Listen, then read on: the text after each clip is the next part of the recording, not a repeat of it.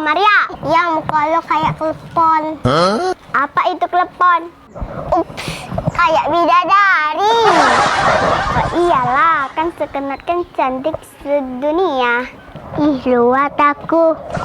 Maria, kita main tebak-tebakan yuk. Ayo.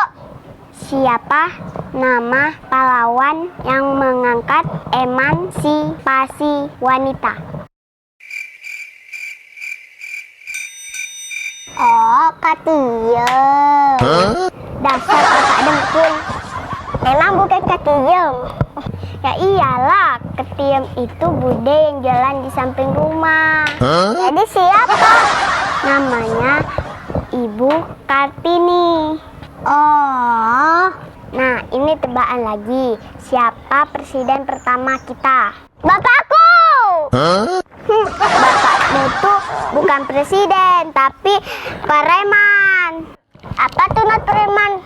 Preman itu premakan. Luat aku.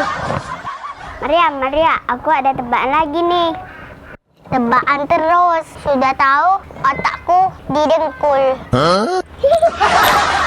Apa sekenat ketawa-tawa? Enggak. Ih, luat aku. Sebutkan nama presiden wanita di Indonesia. Nenek aku. Nenek lu orang sejangko. Apa itu sejangko? Sejangko itu sama kayak telepon tadi, tahu nggak?